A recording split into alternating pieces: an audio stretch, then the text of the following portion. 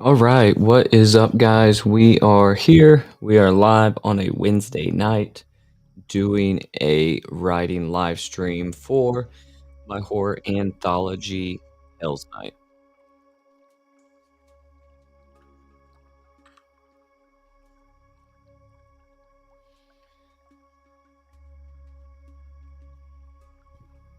So, normally my writing anthologies take place or my writing live streams take place on Friday nights, but tonight, just really had the itch to write a little bit, so decided I was gonna write. I was gonna turn on the camera and keep you guys up to date on the anthology as I write it. So you guys don't miss any of that goodness because I said I would document the entire process. So wrote a little bit over the course of the weekend when I was at work on my lunch break. Changed up some things. So if you're following closely the script, then you know that some things will be different.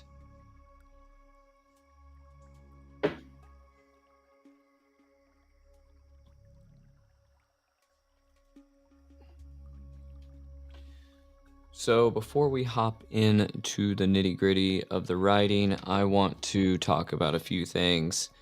I want to talk about trying to develop a healthy writing routine. Um, and I want to talk a little bit about script ideas.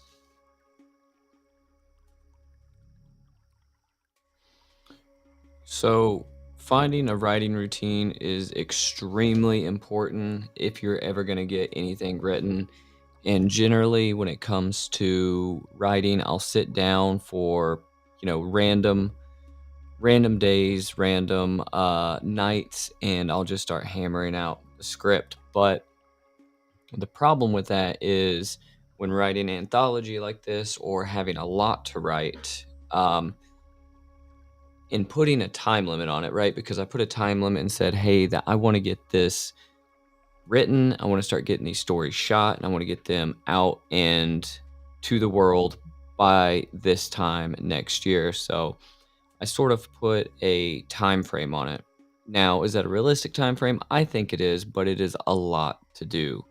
To write 4 stories, shoot them, and do all of that. Now, the benefit here is while we're shooting one story, we can be writing another.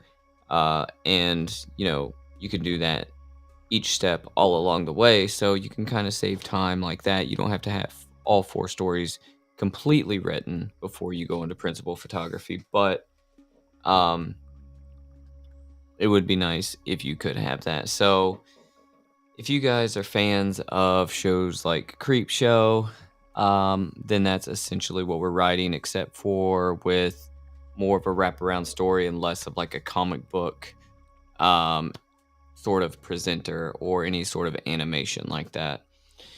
Um, so developing writing routines is extremely important, and I've been digging into some of the writing routines of Stephen King. Um, and obviously he writes books. He's, an author, not a screenwriter, but I believe he probably could write a screenplay no problem. And some of his routines are literally he just sits down, same time, every single day, and he just hammers out X amount of words. So whether that's 1,000 words or whatever, like he'll hammer it out. He has a set amount and he just makes sure he writes that every single day. And that's what he does. And that's how this man has written over 60 books and pretty much all of our best selling books. So, yeah, I think having a rigid writing routine is crucial and trying to find time. So for me, Tuesday through Fridays are my time off from work. So I think that waking up at a certain time, um, do my regular morning routine, go for a walk, walk Simon, my dog, maybe get some coffee, and then sit down and write for like maybe a solid 2 to 4 hours.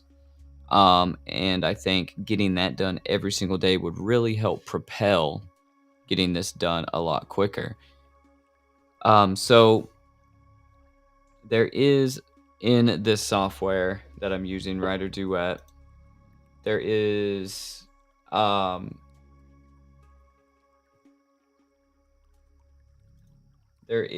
this down here in the left corner. You can see it. We have this thing that keeps track of your routines and your writing routines. Here you can set a goal, and you can say, I will write whatever number it is, pages every single day, and then you set the goal, and then it actually tracks right here. Let me see if I can make that a little bit larger for you guys. So you can see here, lower left corner.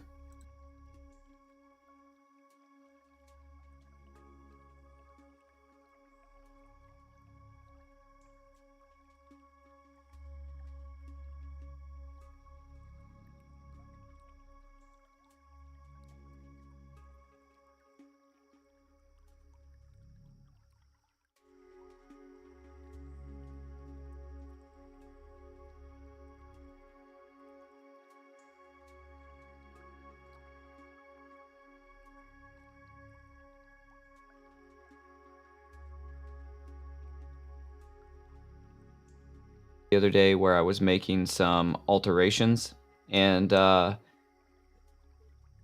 because we wrote the bulk of this, on the live streams.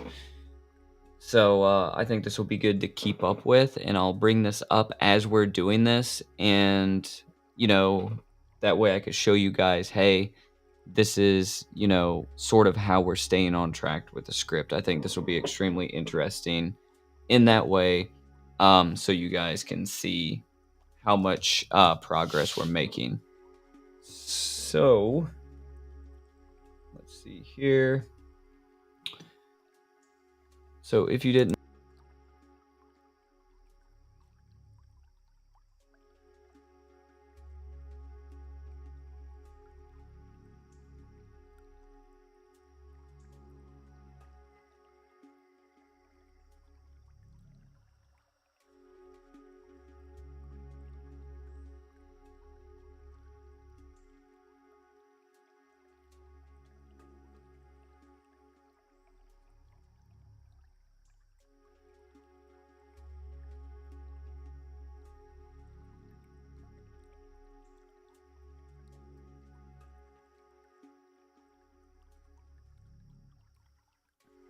I think that's a really cool looking image, and I think that with this, it really helps visualize the overall look that we're going for. So um, it helps me in the screenwriting process to, be able to write descriptors and actions of certain places if I have this artwork out there. So um, let's go ahead and let's get into some writing. Like I said, I've changed a few things, made some things a little bit better, and I think that the script is coming along. I think it's coming along in the right way. So, um, quick recap. Last time we saw our characters, they were in this rainstorm, and they were trying to get to some sort of cover. That way they could get dry and they could get warm. And we had it to where they sort of started running towards the antique shop. They could see it, in the distance, and then they wanted to start running towards it to try to take cover there. And I went and I changed a couple things. So, let's go up and see what I've changed here. Look at this. I just clicked on this. This is going to show me female has 21% words of the script, 46% of the lines, words per line 7.8. The male has 34%. So far, our script is 52% dialogue, 22% action, 17% by the characters, parentheses 3%, and 0 transitions. Pretty cool. I like this. And then look, it has our breakdown of, how much of this dialogue takes place, or how many words take place in each location. Pretty cool. I like having those metrics. Okay, we don't need this up anymore. We don't need that up anymore. We need to get into some writing. So now what did I change? I changed, let me see.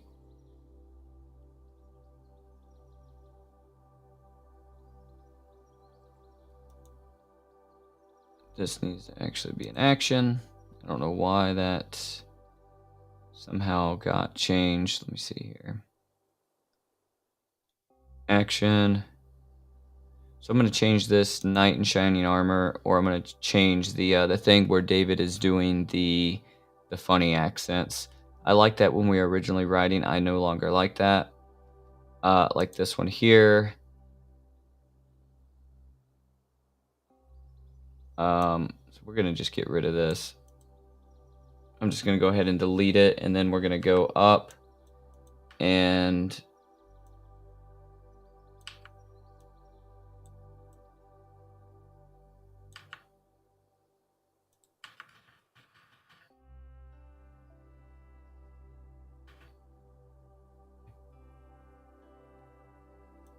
let's delete this action.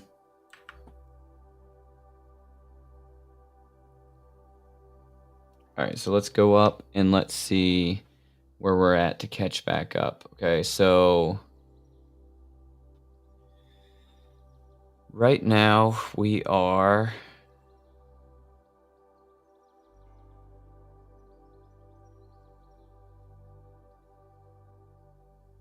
I changed this right here. So in any good modern movie, right, you often think, in any horror movie, you're like, why don't they just use their phone? Why don't they use their phone and call for help?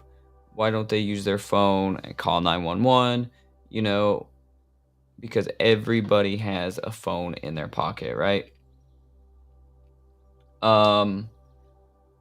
So that's part of the problem, right? Everybody has a phone in their pocket. And um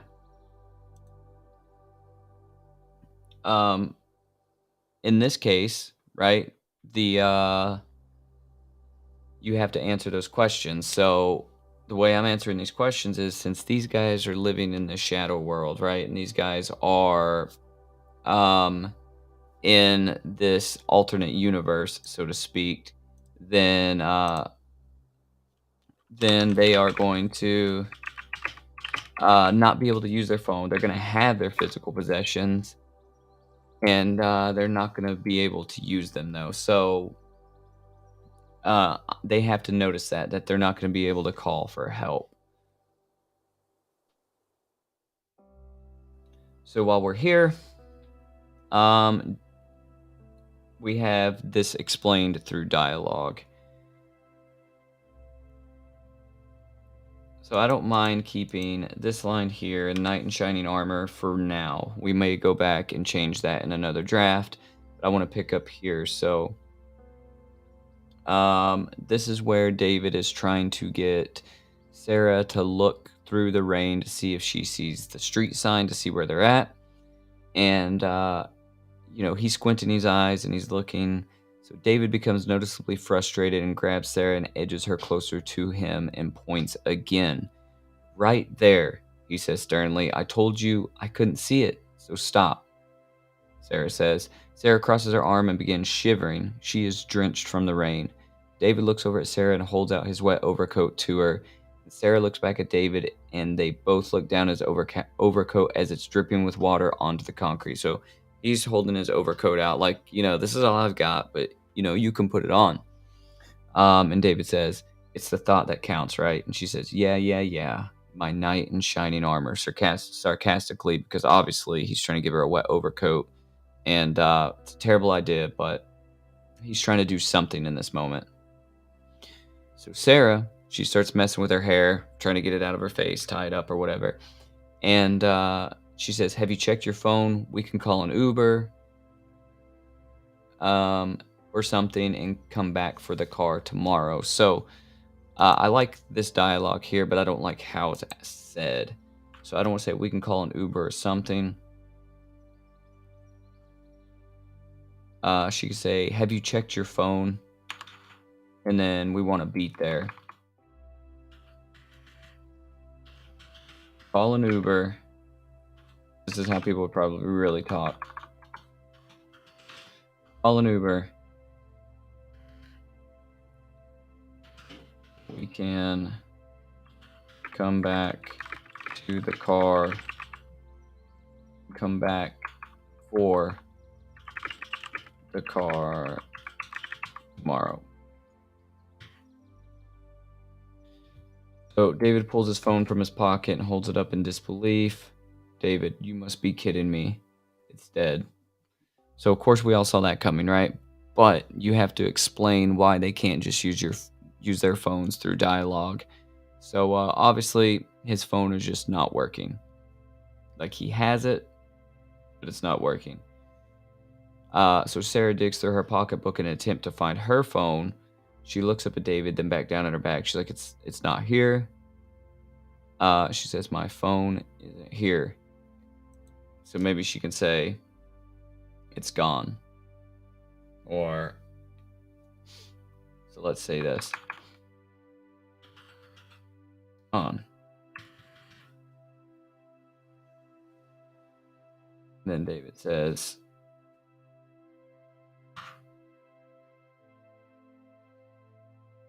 we want David to say what's gone because he doesn't really know that she's digging yet.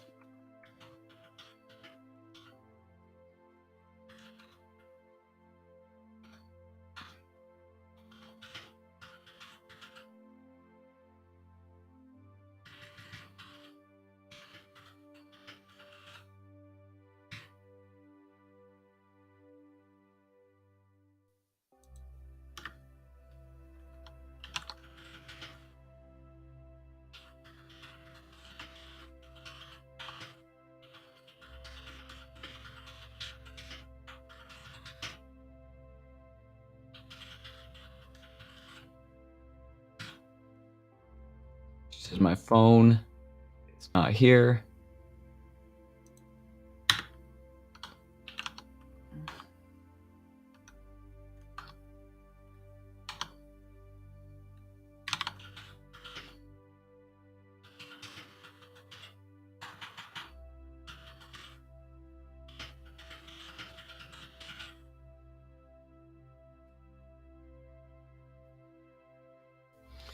And he says, my phone, she says, my phone is not here. And he says, maybe you left it. So this could be interesting here because we could start changing this and maybe they don't remember where they were, right? And maybe that's part of them being dead. Maybe they're confused about where they were before they got to where they are now. And maybe we can explain that through dialogue. So maybe you left it at ... And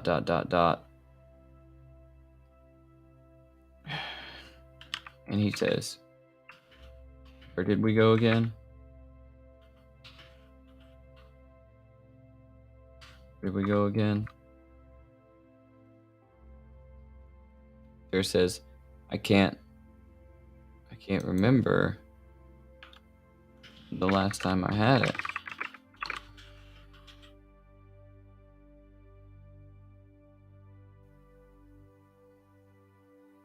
Now, if I'm going to roll with this, I need to continue this dialogue here. Where did we go again? I can't remember. So maybe she's not going to say the last time I had it. Maybe she's responding to him saying, where did we go again?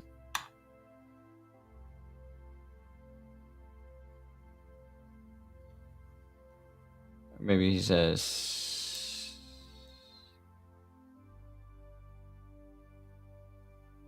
maybe you left it at...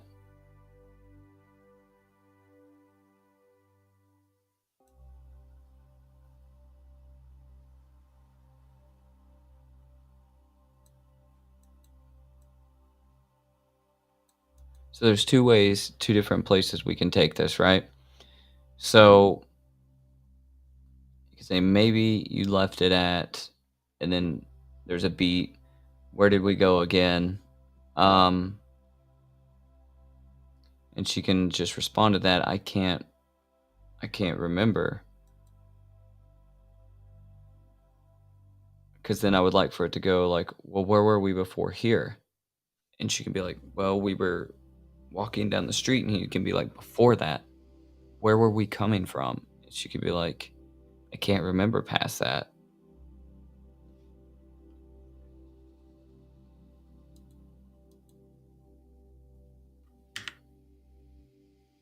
Okay, so let's try that. So now we want David to turn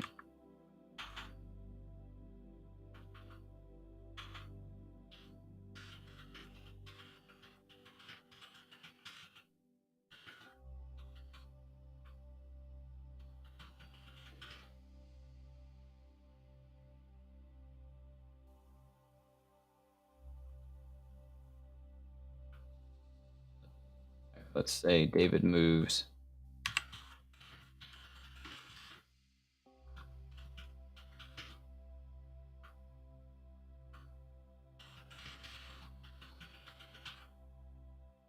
closer to Sarah, moves in.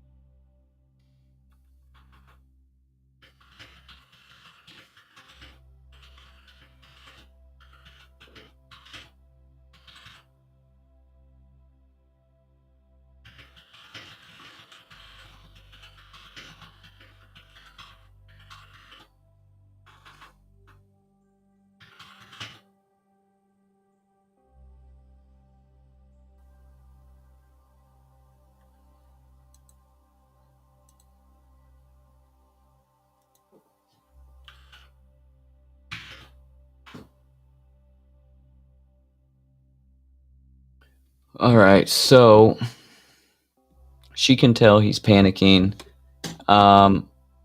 Now, David continues.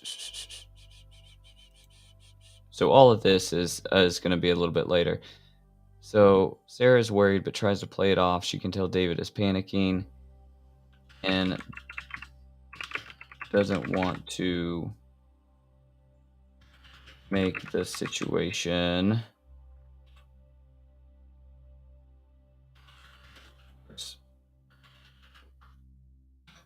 So she says,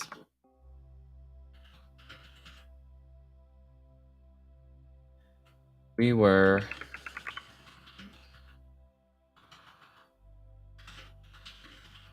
down the street. We were walking down the street.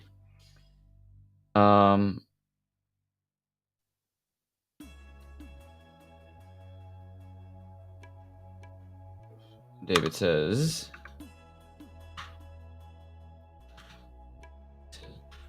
but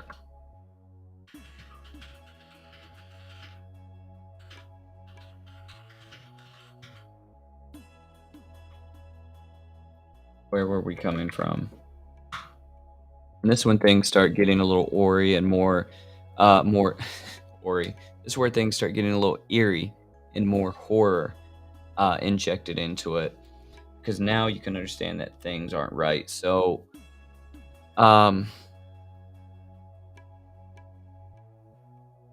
she's like, we were walking down the street. He's like, but I know that. But where were we coming from? I know that. But where were we coming from? We want Sarah to sort of be not speechless, but we just want Sarah to be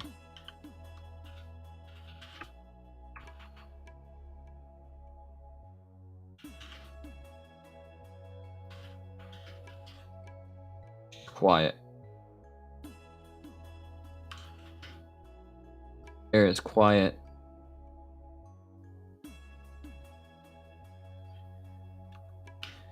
Because she is realizing she has no idea and doesn't want to admit something is wrong.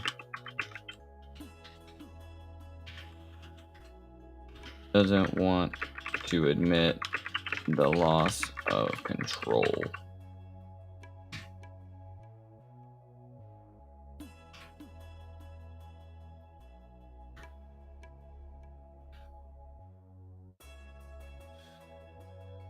Where were we coming from?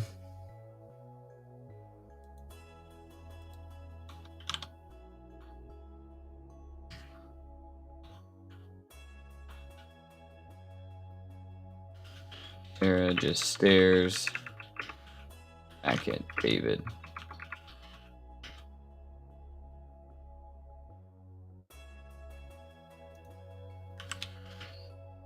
He's crazy.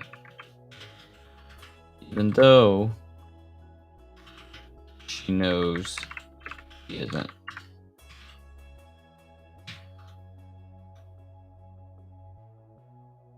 David.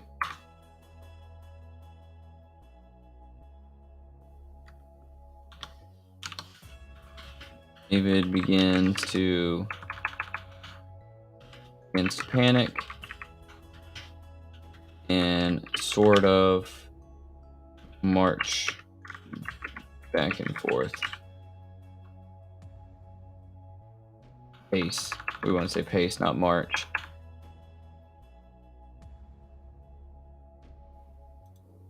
Sort of pace back and forth.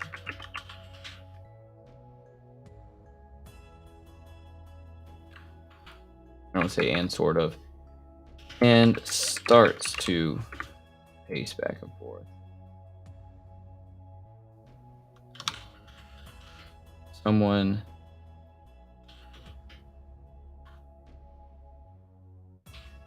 must have drugged us.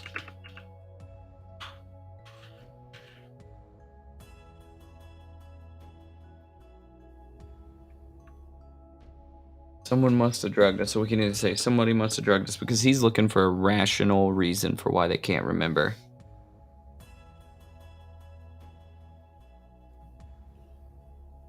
Someone must have drugged us and dropped us out here.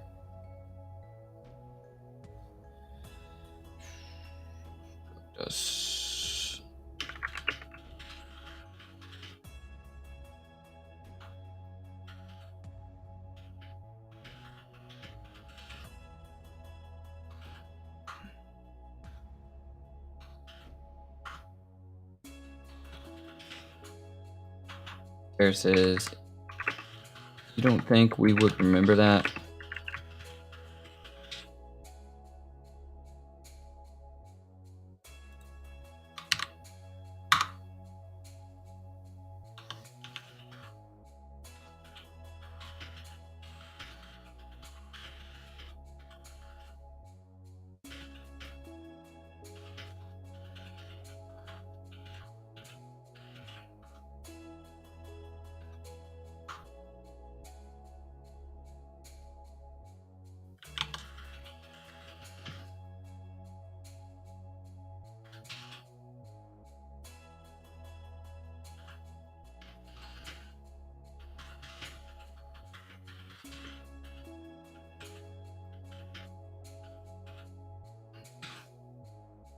It's apparently not. We don't even remember where we are.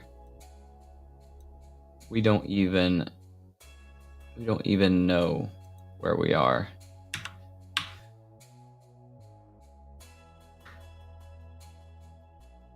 Okay, so let me see. So this is where, like, So maybe this is where like David can be like, or Sarah can initially be like, I don't feel good. So all of this right here,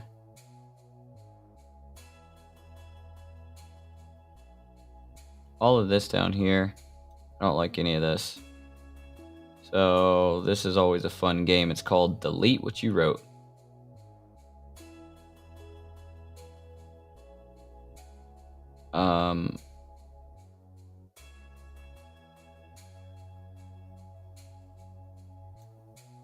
Delete what you wrote. It's a large chunk of text. Are you sure you want to delete it? Yes. Okay. Someone must have drugged us and dropped us out here. Sarah says, you don't think we would remember that? David stops pacing and looks at Sarah. Apparently not. We don't even know where we are. Even know where we are. Okay, so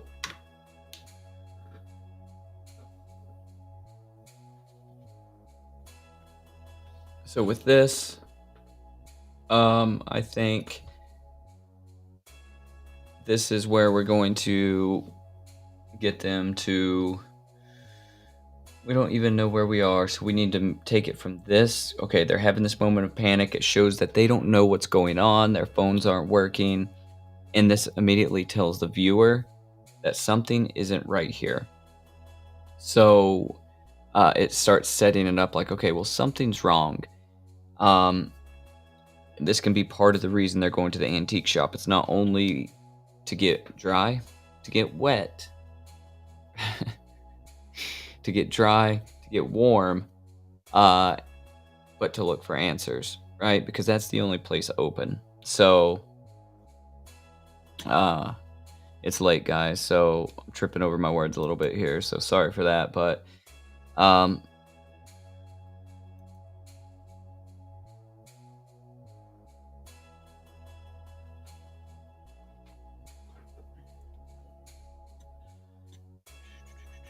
apparently not. We don't even know where we are.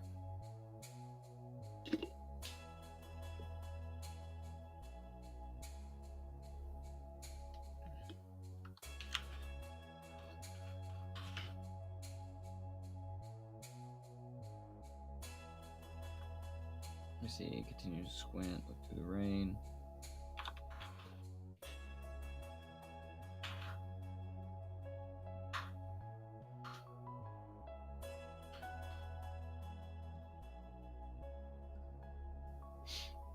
Now, I'm trying to think. So the biggest thing I'm trying to think of right now is, do I want this to be like we talked about last time we were writing? Talked a little bit about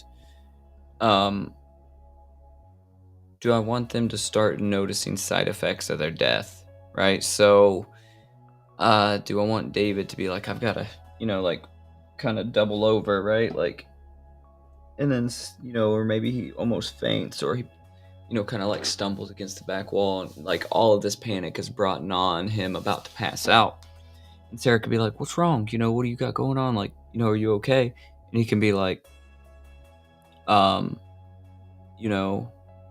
got a killer headache. Like, my head is killing me. And, this will set it up for later, because later when he gets to the antique store and there's plenty of light, he's like, my head is just pounding, like I can't figure out what's going on. And then like the camera can pan around to the back of his head, and you can see that he has like a bullet hole back here. Or maybe he has it in his stomach or in his chest. Maybe he can have 3 bullet holes here, right? Somebody shot him in the chest, like 3 or 4 times when they were mugging this couple earlier on. That's how they died. Snatched her necklace. Maybe she had a nice necklace on. They snatched it. So maybe he notices she has like some scrapes on her neck. And maybe that could be the next thing. Apparently we don't even know where we are. And then Sarah can be like over there like rubbing her neck, and he can be like, what's wrong? She'd be like, my neck, and he could be like, let me see, what's wrong? And he could be like, what happened to you? and that could be just like, you know, like scratch mark all the way around where somebody snatched her necklace off. And like she doesn't notice her necklace is gone. It's just one of those things, you know, from them dying. But we could show that in a flashback because I think it's imperative to show their death in a flashback before this story's over with, right? So let's try that route. Let's try that route and see where that goes.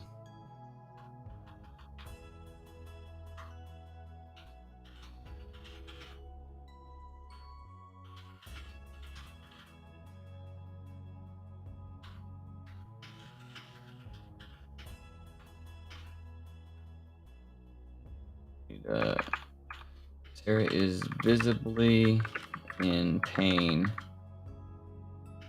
and she begins rubbing her neck.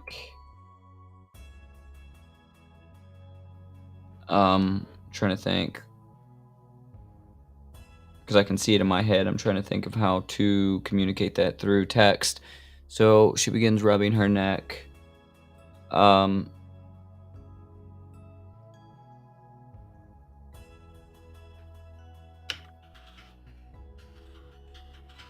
Quietly groaning.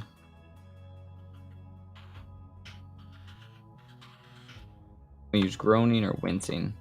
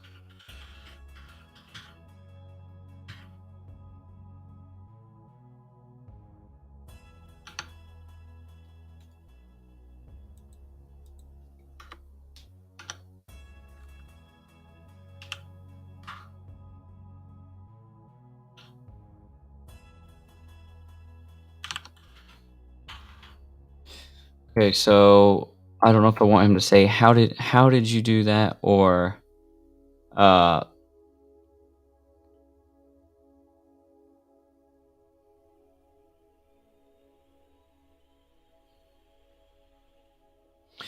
she stops rubbing her neck and begins stretching it from side to side like this, wincing in pain. And she says, "My neck, it's killing me." And David moves in for a closer look, and although it's dark, he can see scratches around Sarah's neck. He says, "What the hell?"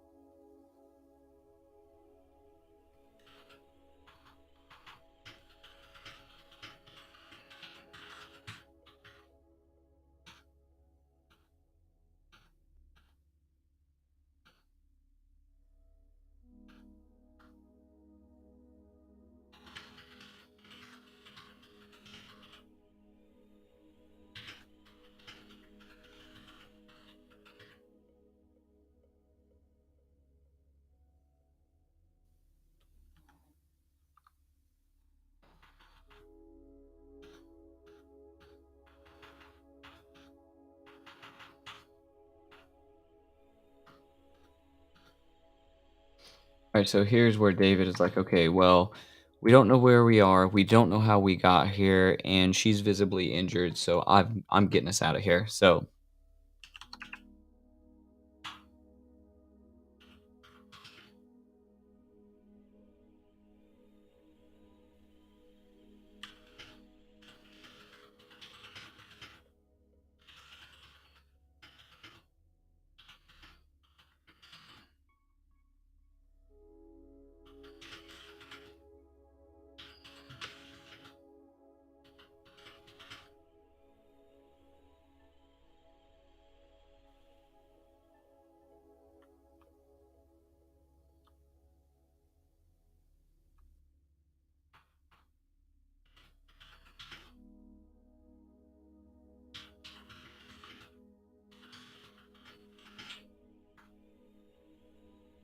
David has had enough and realizes he has got to get them. He's got to get.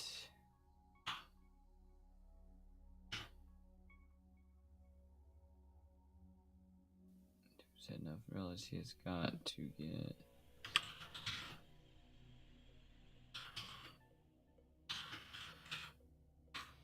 His intention isn't necessarily like right now going home. It's getting them out of this issue, getting them out of the unknown, getting them the hell out of where they're at. So David has had enough and realizes he has to go. He has got to get them out of there. Okay. Um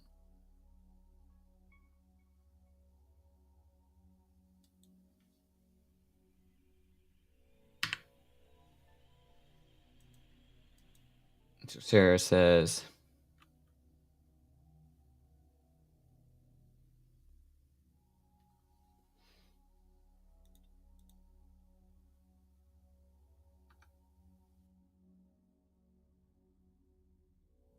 David says,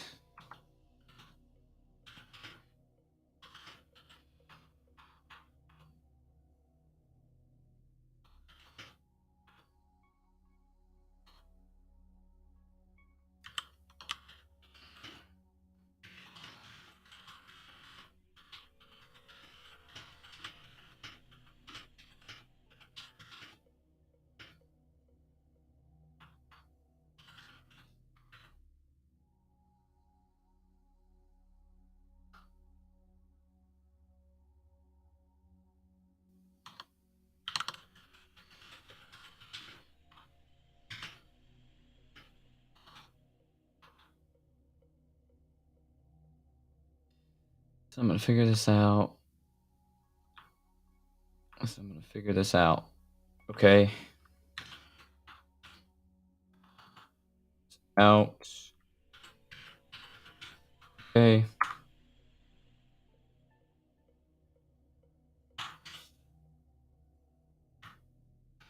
Sarah says,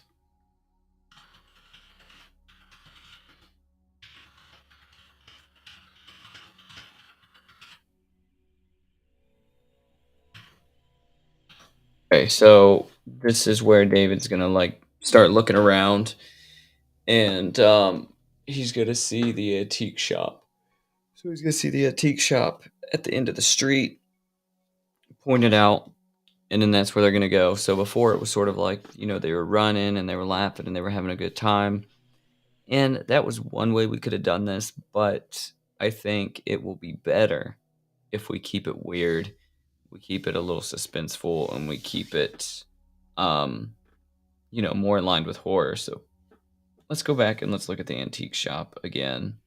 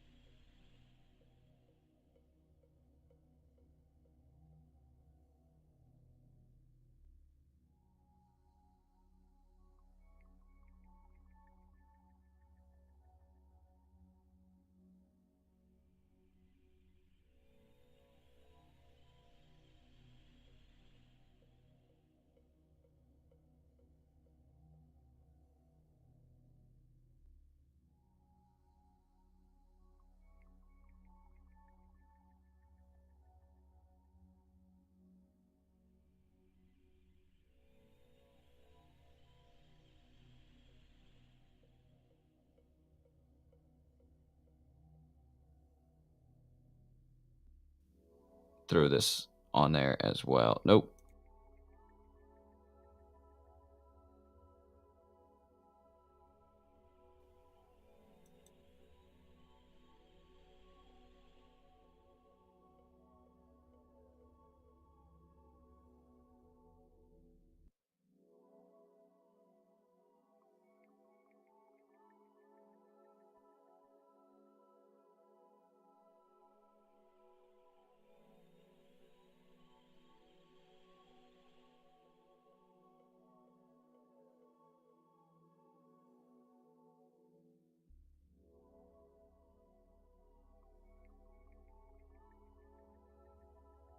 Way, right?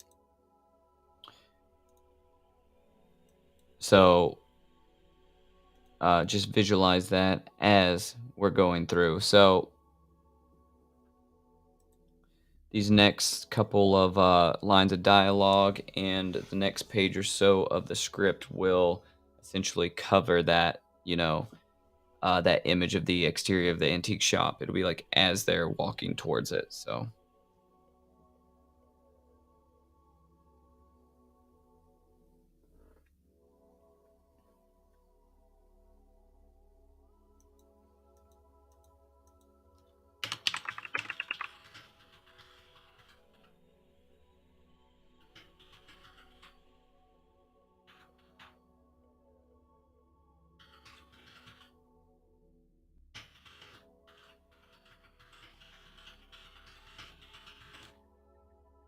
does rain pummel pavement?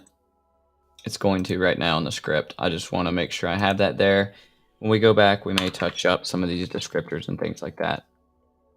Listen, I'm going to figure this out, okay? She says, please hurry. I just want to go home. And nothing is more helpless than that, and nothing will make you feel worse than if, somebody that relies on you is needing you and you can't do anything for them. So she just wants to go home. So this is where David continues to squint and look through the rain for any sign of life out in the darkness. He squints and is scanning from side to side. So we can bring this action right up.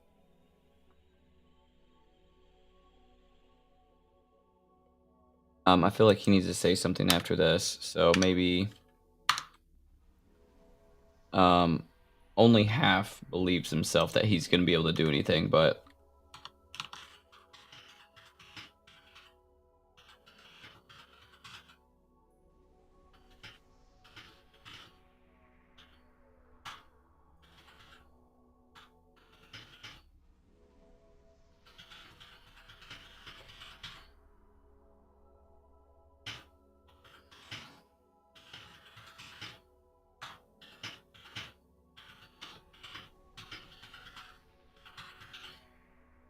okay, so he only halfway believes in himself, but he knows he has to do something. So he says, let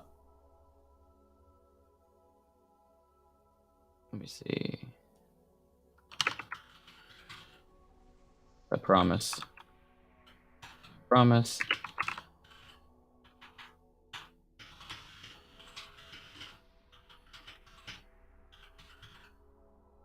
I promise I'm going to get us home.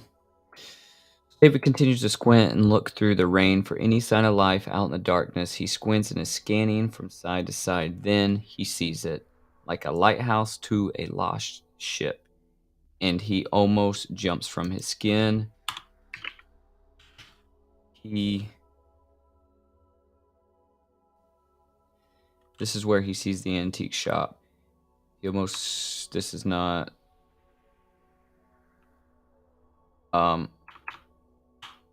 sees it.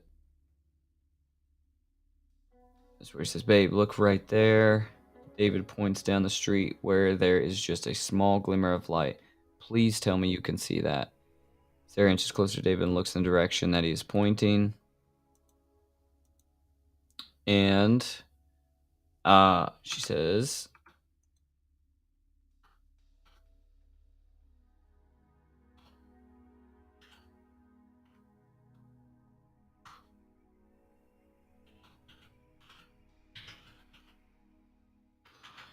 now, obviously, when you look and you see a storefront, you know what it is. So, I don't want her to say, "What is it?" But I want the storefront to be, like, sort of far away. So it's like through this heavy rainstorm, it's just like I said, it's just like a glimmer of light. So, like I said, it's akin to a lighthouse beacon, right? Going around. And so I sort of want her to be like, maybe she can say, instead of saying what is it, she could say,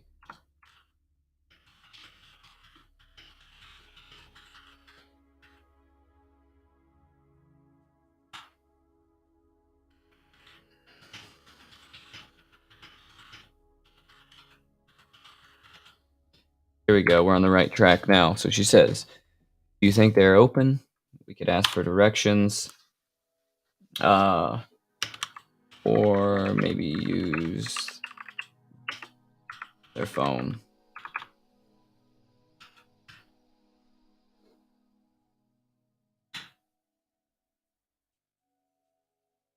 So let me see here.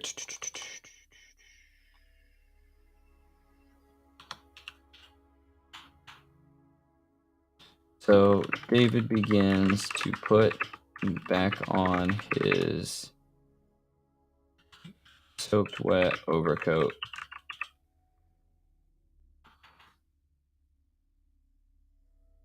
His wet overcoat. David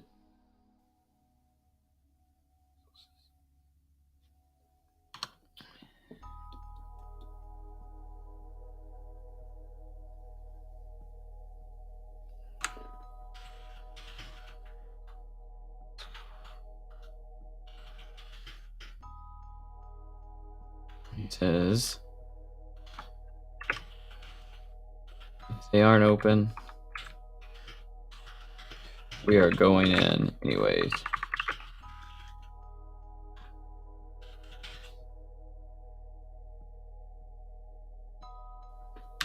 So he basically says, look, if they're not open, he's breaking in. He doesn't care. And honestly, guys, maybe that is the ticket, right? So maybe they aren't actually open. Maybe David, when they get there, he's like, the door's locked. And Sarah's like, oh, like just completely defeated. And maybe he breaks in, sort of like does the old punches through the window, reaches in, unlocks it, and then they go in. And this is like sort of one of the things that makes them, they're walking through the antique shop and they're looking for a phone. Surely there must be a phone in here somewhere. They're looking through, they're browsing through, and then eventually this is where like Haran comes up out of his back room, or comes out of one of the adjacent rooms to the antique shop, and he's like, like, how may I help you? The sign said closed, and they're like, like, we're sorry, blah blah blah. We just are really trying to get home. And then he can just be very cryptic and vague, like, aren't we all just trying to get home? And then we can continue on, and then this is where, like, David realizes he's been shot in the chest, goes to the bathroom or something, or he starts feeling this chest pain, and he sort of looks in his shirt, and you can just see where, like, maybe these 3 bullet holes are coming through like a white undershirt, or maybe he lifts his shirt up, he goes to the bathroom, and he's like, now that all the craziness is sort of starting to subside, or at least he thinks, he goes to the bathroom, and he's like, looking in the mirror, and then he like raises his shirt, and you can see where he's been shot in the chest, and this is ultimately what killed him. They snatched her chain, and maybe they shot her, but we don't necessarily have to reveal that, right? Of where they shot her, exactly how she was killed. You can kind of just maybe infer that she was killed because she's with David, and he can lift up his shirt, and you can see that he's been shot. But he doesn't say anything about it, right? It's revealed to him that he's dead by Haran through dialogue, once he returns back, and then they start talking through some of the stories, and he's like, because they're like, what is all this junk you've got? This is some really weird stuff. And he can be like, these are relics, or this isn't junk. Each individual piece in this place represents somebody's life, somebody's in entire, being. And there can be like, they can sort of be more inquisitive and ask about it. And he can just be like, oh, so you don't know why you're here, and they could be like, we're here to get out of the rain, like we want to use your phone. He could be like, no, that's not why you're here. That's not what brought us together. You're here because, I'm taking you home, but not, whatever, to the home you're used to, or something like that. And this is when, like, Sarah doubles over and starts coughing, and she starts coughing up like a couple gold coins, because in the connection here is in the reality world, because now they're sort of in this purgatory death world. In reality, her family is like at her wake, right? They're putting coins in her mouth, to pay Haran to escort her to the underworld, right? David's family didn't do that. David's family, not superstitious. David's family cremated him, and didn't put the superstition of putting coins in his mouth. He has no money to pay Haran. So as Haran is eventually, the way the story can end, or can climax, is Haran takes Sarah in his boat, right, to take her to the afterlife, take her across the river Styx, or River Acheron, and take her to the afterlife. But since David doesn't have the coins to pay, because his family didn't stick them in his mouth or put them in his clothes, then him and Sarah have to separate, and we can make it a very sad separation. But he is left to wander the banks for 100 years or so. The mythology goes, in Greek history. So I think that is sort of the way to go. Now, this is turning into like a full-fledged short story on its own, which is fine. I think it's pretty cool. We are 6 pages in, so as you guys know, like I said, just a rule of thumb, when you're writing films, 1 page is equivalent to 1 minute screen time. So if I keep this within like 15 pages, we're pretty good. So our setup here is more or less going to be 6 to 7 pages, and then really I need our middle part of the script to be another probably 3 to 4, and then we'll finish it out. The whole conversation I just had about, you're actually dead, and don't you know who I am? I'm Haran. I am the ferryman of the dead, and it can just be this dramatic reveal in the actual film, right? Like, it wouldn't just be like, a conversation between them. It's like, no, there's going to be like this dramatic reveal of, all of a sudden, Sarah and David are just, the gravity of the situation really, really floors them. And, Haran, doesn't seem like just some sort of eccentric old man at this point. He's, this mythological figure. He's larger than life. He's the ferryman of the dead. So when it's written, like I said, the initial first draft here, it'll probably just be like really just getting the information there, right? And then when we go back to write the second draft of this to polish things up, we'll really put in some of those, like those adjectives and those descriptors and things that are really going to help when you read this back visualize like the gravity of the situation. And I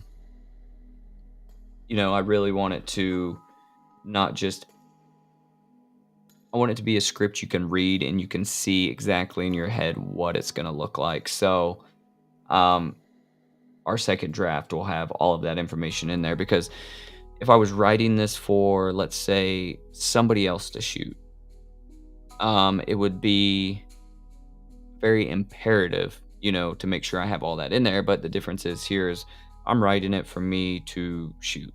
Already know in my head as I'm talking about this what I want this to look like on film.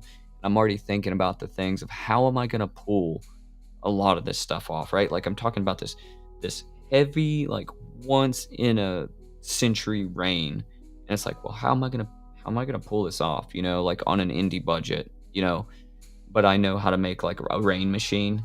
And if you shoot on tight shots and you make a rain machine, and if they're under an awning and you have a rain machine going on three sides of the awning and you're shooting at night, it's gonna look, and if you shoot, like after it rained or something like that, then the roads and stuff will be wet.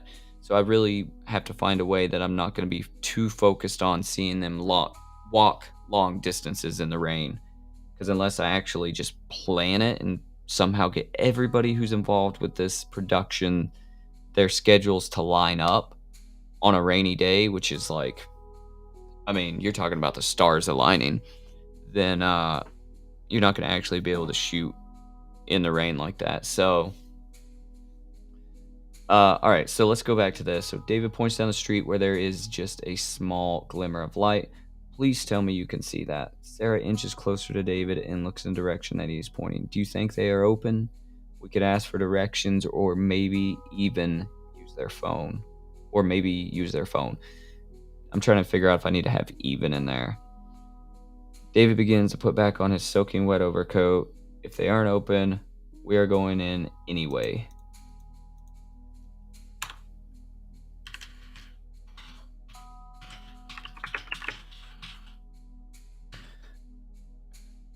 So this is where he's gonna answer. Um,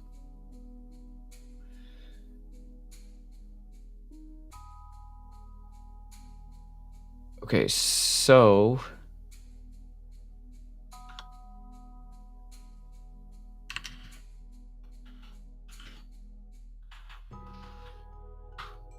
let's see here. We want him to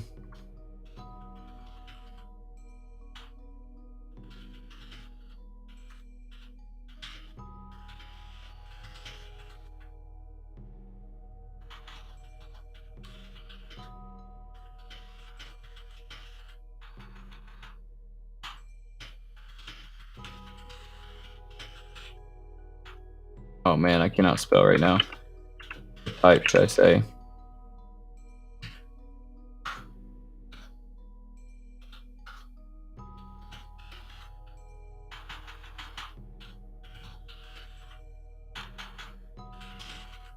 Are you all right to walk?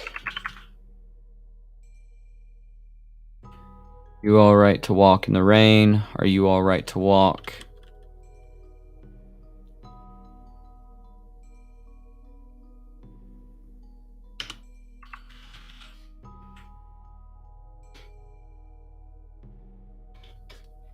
So are you all right to walk in that? Are you all right to walk in the rain?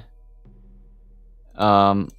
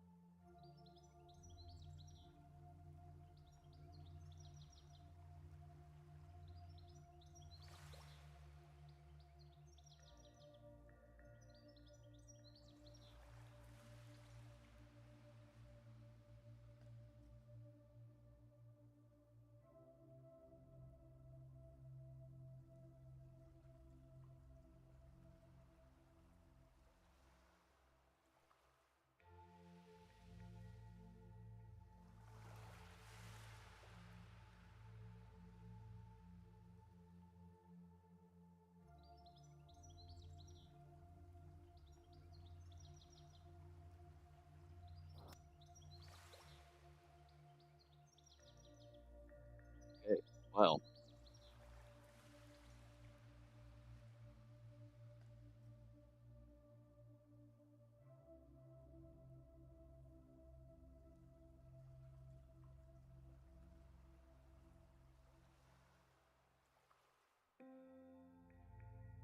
let's see here.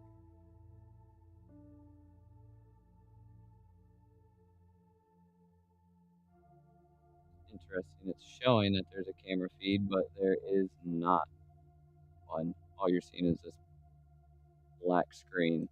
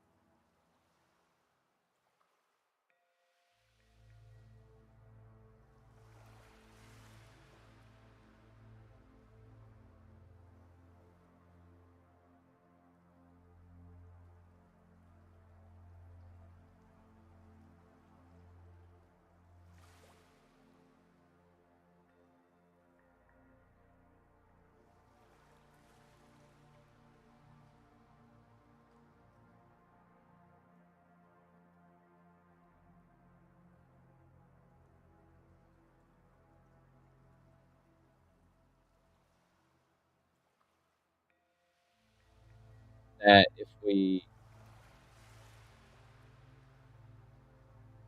have it say something that matches the overall theme or something sort of clever, I think it would make a bigger statement.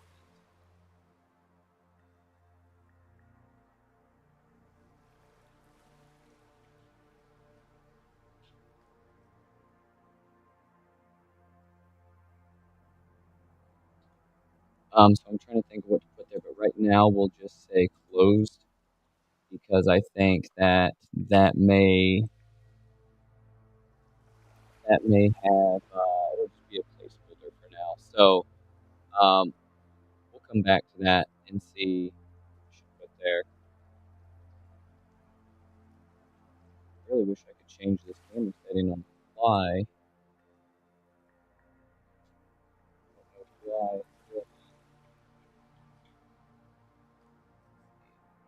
I can get this camera back up and going.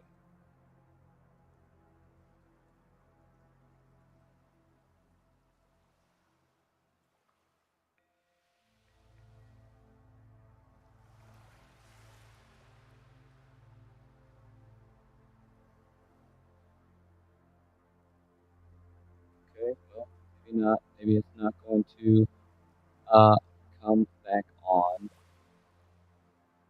Would probably have to just exit the live stream and do that, which is unfortunate. It's kind of a pain in the butt, but at this point,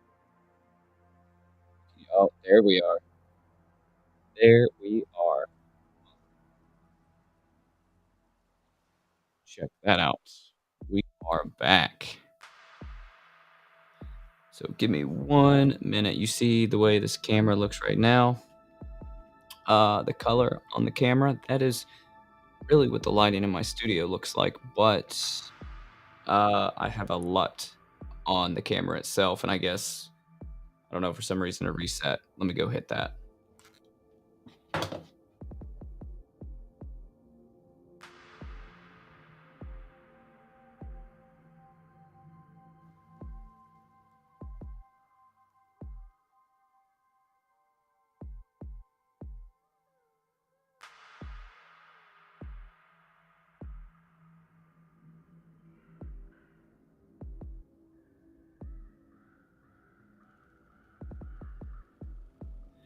All right, there we go. So that's live streaming for you, especially when you're new at it. So let's get back into this. So the sign reads,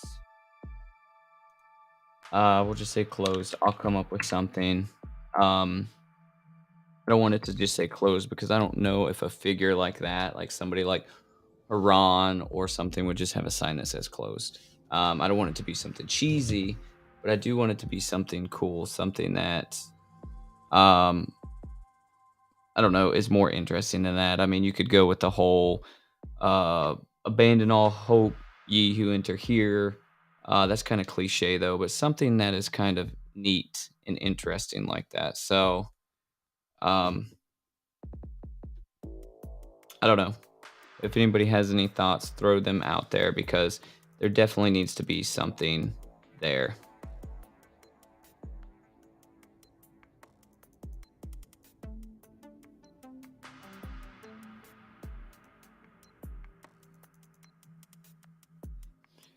All right, so like I said, I'm definitely open for any type of ideas for that. Could be something that when you see the film, you could be like, I came up with that. Uh, and you could tell everybody you know, tell all your friends that that is put in the film because of me. So if you got an idea, throw it out there. All right, so let's go a little bit further because we're going to get them into the antique shop and out of the rain for the night, out of the cold. And then we're going to end the stream and pick it up on Friday where hopefully I'll have some more written because, like I said, we have a goal here, writing goal, and we'll re-go over that before we end the stream. So sign reads closed.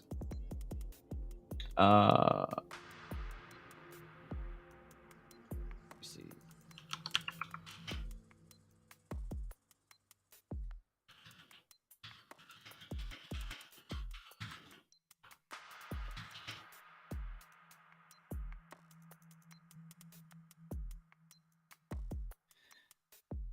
I don't say glances. David over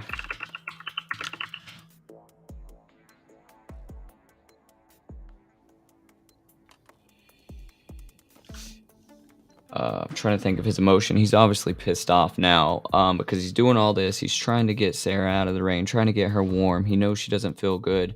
He knows that he is essentially her protector, and he's trying to get her, he's trying to protect her. He's trying to get her out of the rain. So David looks over at the sign and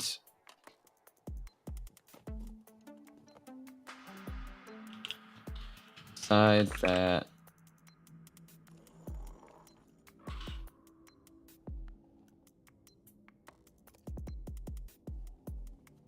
we'll come back to that. So what that descriptor is, because I want to think about that emotion that I'm trying to convey there.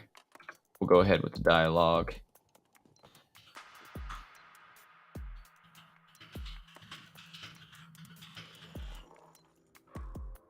So he's going to be very adamant here.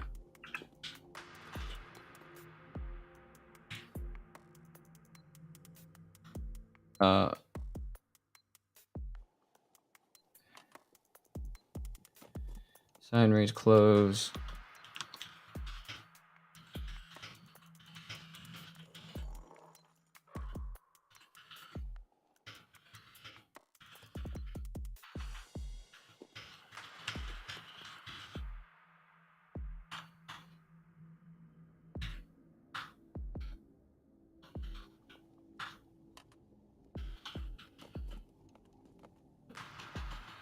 After this.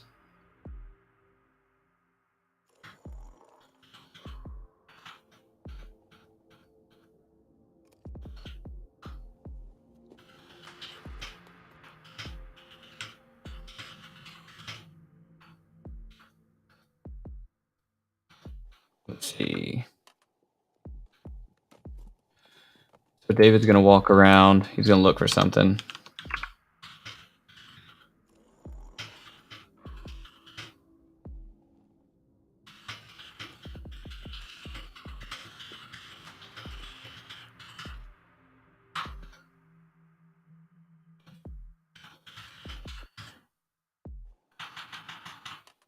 Dialogue in his.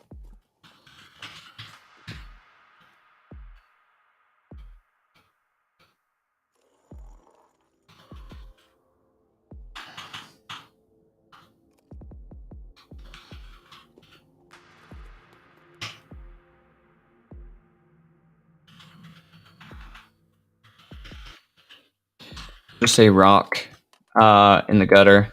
I'll probably think of something else that's in the gutter. I just got to think of what it is. So David finds a rock in the gutter.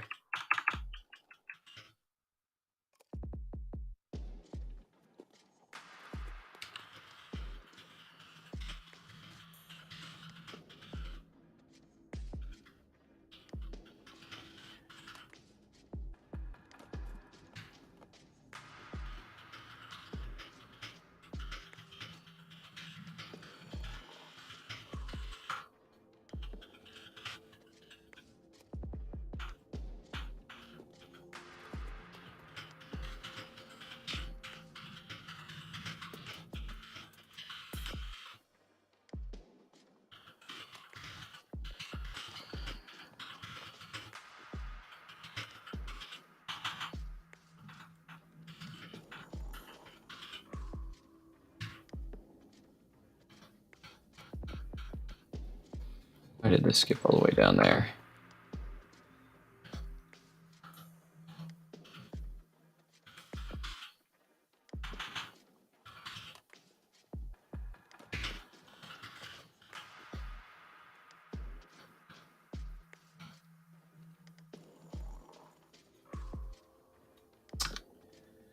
Let's see. David brushes by her.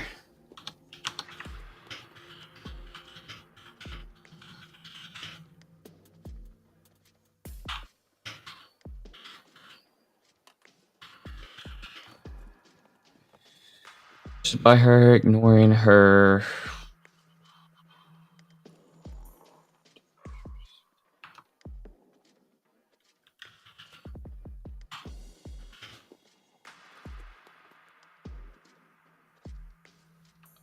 Frustrating.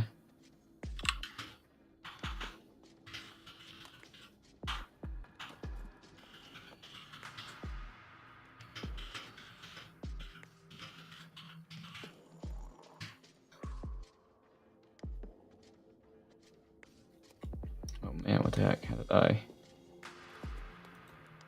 Just had enough. Okay, so it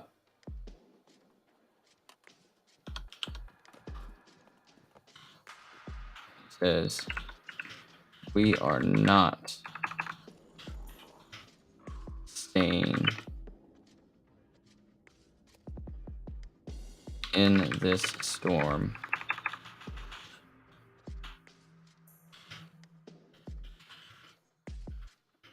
any longer.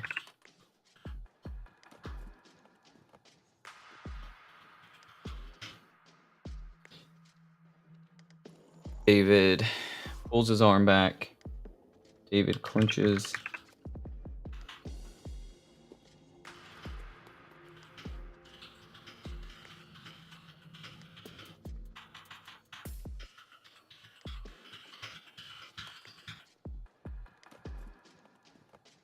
Punches through the window.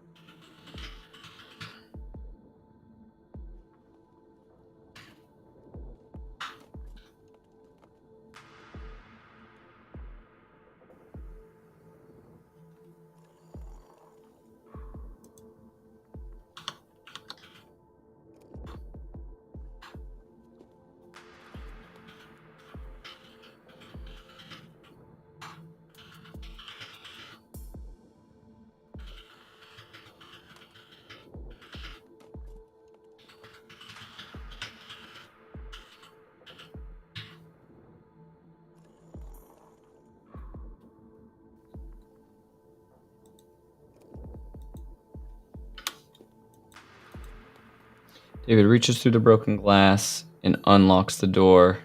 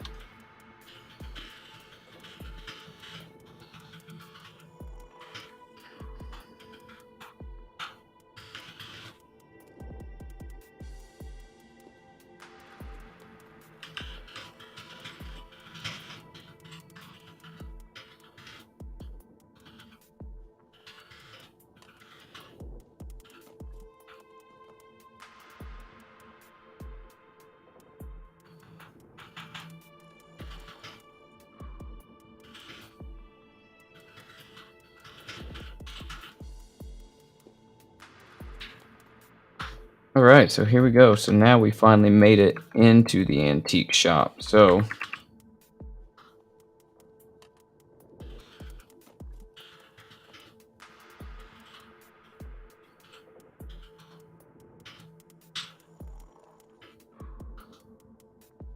oh, not day. Night. Okay. All right, so let's talk about it. Let's first look at our analysis of, where's it way, goals. This is what I want to look at. So 9/10, today is technically the 13th. So right here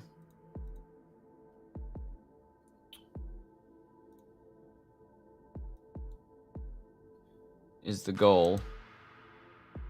4.2 pages written on the 9th and the 10th. And then I guess we wrote maybe like 1 page or something. So this week so far, this is saying we've written 4.2 pages, an average of 1.3 pages a day, which the end goal is not really it. The end goal is finishing the film. So right now we are on page 8. So we really need to get this, like I said, wrapped up in the next couple pages to where we introduce the first story. So far, when you look at the beginning, this is actually a scene heading.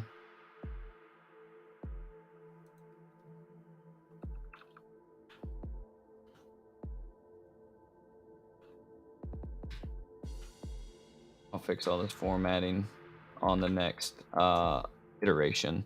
I don't know why these changed. All right, so they start out walking down the street in the rain, and they duck cover behind this this awning to get out of the rain. Now, while they're there, they're sort of trying to figure out, okay, well, where are we? You know, they have no clue where they're at. And once they figure out, okay, well, we can't remember where we are or where we were before this, so let's use our phones to try to call for help or to try to call a cab because we don't know how to get back to our car. We're lost. And then this was when they realized they don't know where they're at. They don't know where they were coming from. Their phones don't work. And, you know, Sarah's realizing she has this, you know, extraordinary pain in her neck, and she doesn't know why, but she has scratch marks around her neck. She can't figure it out. So the rain is only getting worse. The storm is getting worse. So this is where David, the boyfriend, husband, you know, he's like, all right, well, we got to find a way out of here. We've got to get the hell out of here. Looking through the rain, he sees this antique shop. Well, he sees a glimmer of light at the end of the street. And he's like, okay, well, we're going to go after that glimmer of light because there's got to be somebody there because the city's dark except for this light. And there's got to be, you know, Sarah's like, well, we can probably use their phone. And David is like, we can get dry and just get out of the storm. You know, we can get home. Let's go there. That's the only life we see. And, you know, so they make their way over there. They get there. The storefront is locked. So, of course, visibly frustrated, angry, David knows he has to protect Sarah. He's the protector. He has to do something about this because she just needs to go home. She's in pain. They're wet. They're cold. He walks around the gutter in front of the shop looking for something. She's like, what are you doing? He's like, hang on. So he finds a rock. And he decides, I'm going to smash this window because I'm getting us in here whether this place is locked or not. And she doesn't want him to do it. She would rather be cold because she is the voice of reason, voice of logic. But he says, you know what? Screw that. Screw logic. Screw reason. We're getting in here. So he bashes the window, unlocks it, and they step foot in, right? So we got our characters out of the rain for the night and into the antique shop. And we actually, unbeknownst to them, they're in more danger now than when they were out in the storm. So the next couple pages, we will have them, you know, meeting Haran, realizing that they're dead is going to be the fun part of writing this, you know, because we have the setup, we have the conflict, and we have the inciting incident, which is the storm. They're trying to get out of it. And now we're going to have this middle part of the film, right? This is going to essentially be setting up the climax. So we're going into Act 2 of this short film, right?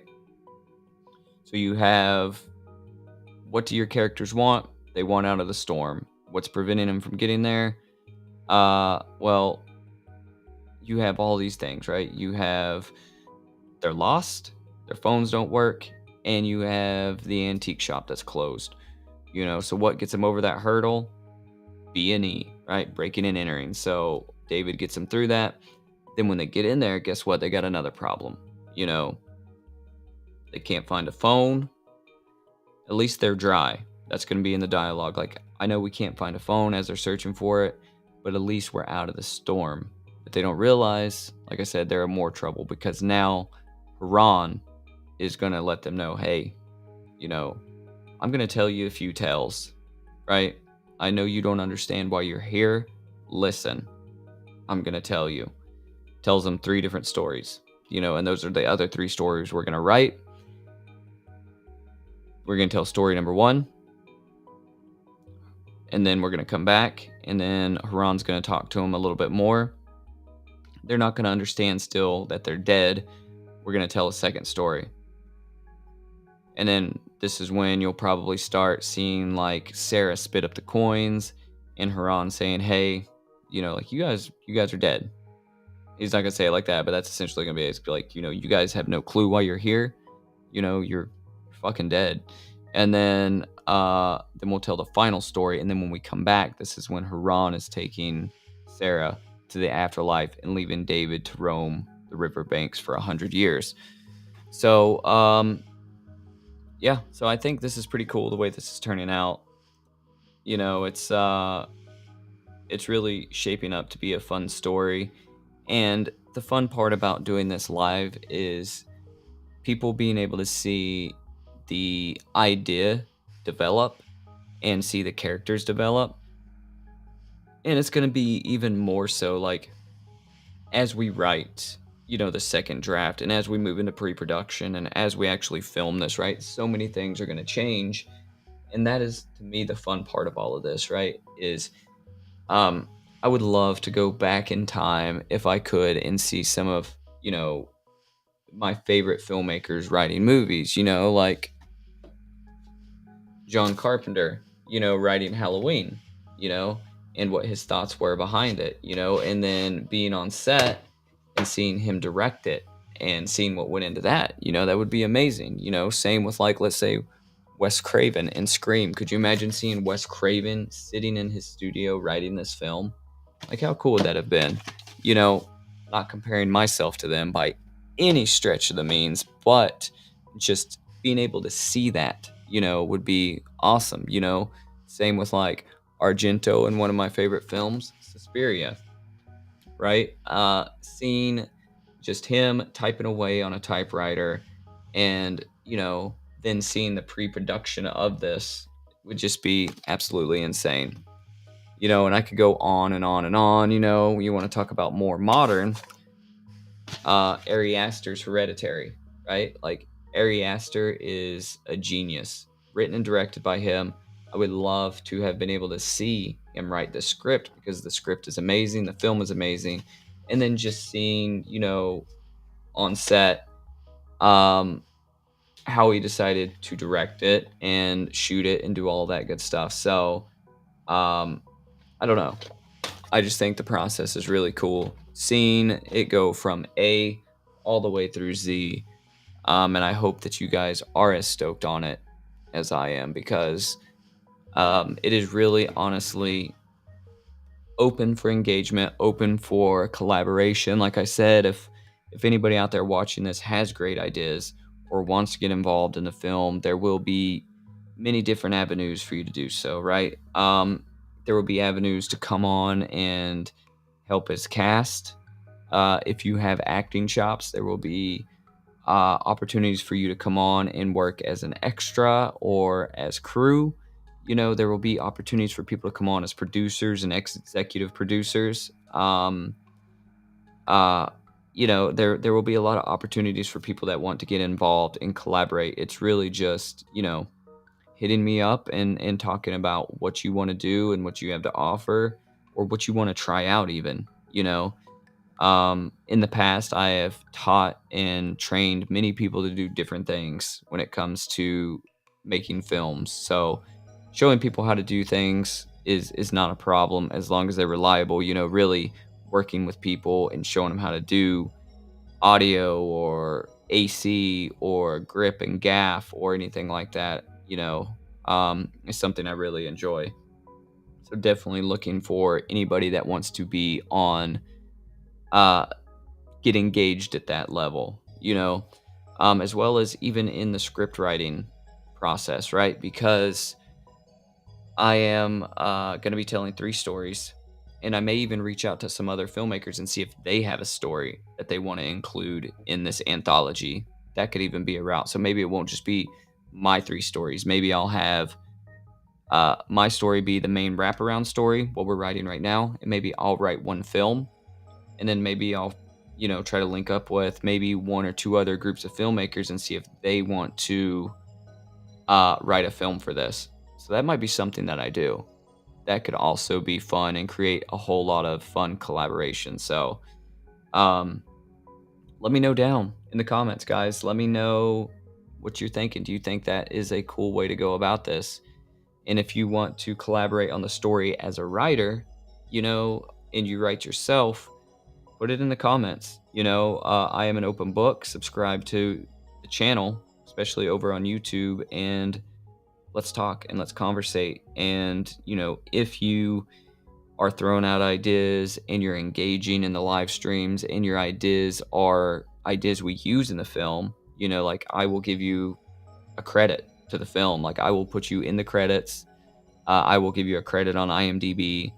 Um, but like, you know, it takes that engagement. So I would love to find a writing partner that enjoys writing horror, that has uh, some experience writing scripts, which is not extremely necessary because, like I said, the screenwriting software is extremely easy to pick up. But somebody that sort of has an idea of how to tell a story.